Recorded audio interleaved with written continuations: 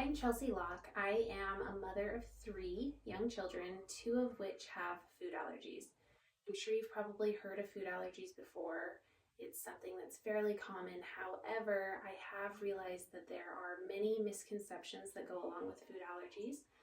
So today we're going to learn a little bit more about what food allergies actually are and some of the myths surrounding food allergies, and then also what we can do about it.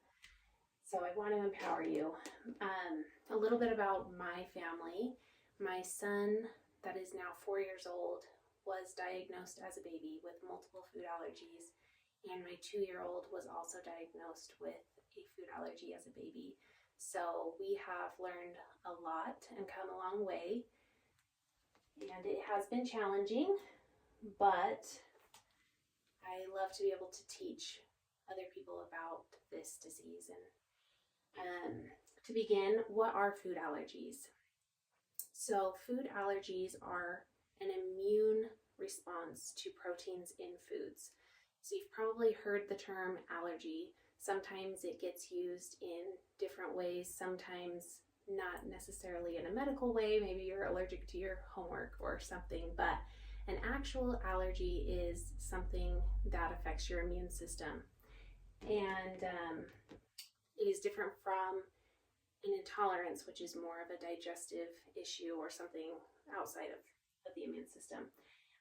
There are 3 ways that food allergies are diagnosed. One is a skin prick test, another is through blood work, and then the most accurate way is actually your reaction when you ingest a food. So if the allergy is suspected, but there's a good chance that you're not allergic, your allergist will have you come into the office, ingest the food, and make sure you don't react, and then at that point you are cleared to eat the food.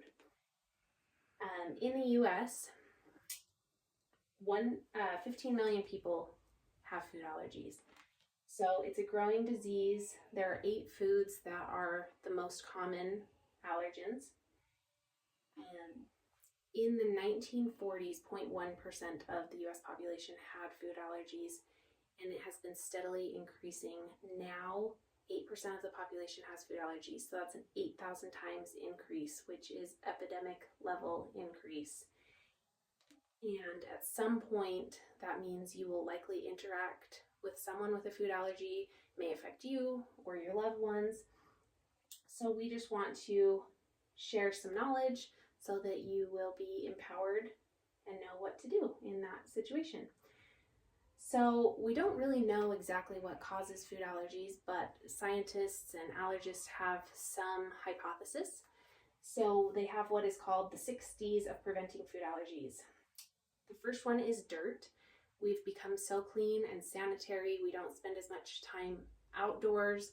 Our gut bacteria is lacking. Dogs, it's actually proven that people that spend more time around animals are less likely to have allergies. The third is diet. Clearly, our diet has changed, a lot more processed foods, less nutrient dense. Vitamin D. Most Americans are vitamin D deficient, so there could be a link there. Detergent, there's just so many chemicals, fragrances, different things that are encountered daily, through our clothes. It could be through cleaning products and in the air. And then the last one is dry skin, which is huge. They have determined that food proteins can actually get into your skin through eczema when your skin barrier is compromised and could cause a sensitivity that could create a food allergy. So food allergy myths, there's so many out there, but the main ones that I wanted to focus on that I hear all the time, even from people who have food allergies themselves or help manage their children's food allergies, they still have these misconceptions. So the first one is that a small amount of an allergen won't hurt you, and that is not true. Everyone may have a slightly different threshold of an amount that it would have to ingest to actually react, but it could be an amount so small that you can't see. So you have to treat it very carefully. Only certain foods cause severe reactions. So this is something that you may hear a lot. Many people believe that peanuts are the most dangerous food, or tree nuts or shellfish, but any food could cause a severe life-threatening allergic reaction. The next one is, if your past reaction was mild, then that means that your future reaction would be too. And unfortunately, we cannot predict what your reaction would be. It could be different each time. So you have to take it seriously. The next one is, taking antihistamines is a good treatment for a severe allergic reaction, and that is also not true. The only treatment for anaphylaxis is epinephrine, which is the EpiPen.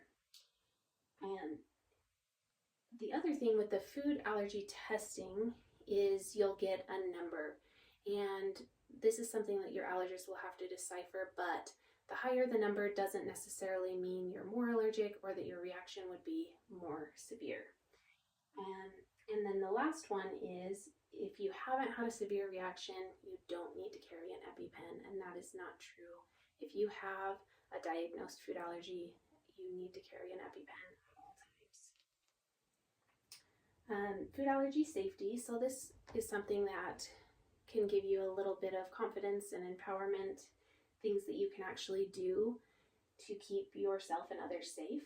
Read food labels thoroughly. Ask questions about ingredients in restaurants, and know that in order to remove food proteins from a surface or from your hands, it needs to be washed away. Sanitizer will not kill the proteins. So here is a graphic to just kind of show you when you would need to use an EpiPen. But basically, with a severe reaction, which would be trouble breathing, widespread hives, loss of consciousness, those kinds of major things, or 2 or more mild symptoms, that would require an EpiPen. So if you had a few hives and then some sneezing, that would be an instance that you would want to use it.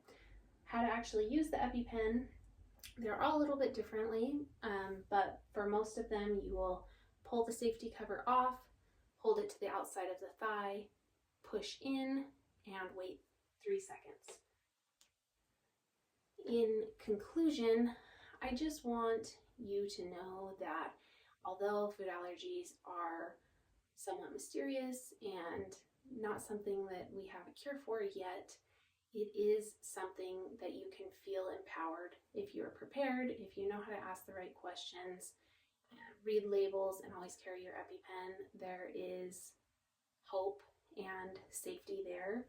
I hope that you learned something and that you will feel that you know what you're doing going forward if you are dealing with someone that has a food allergy. Thank you.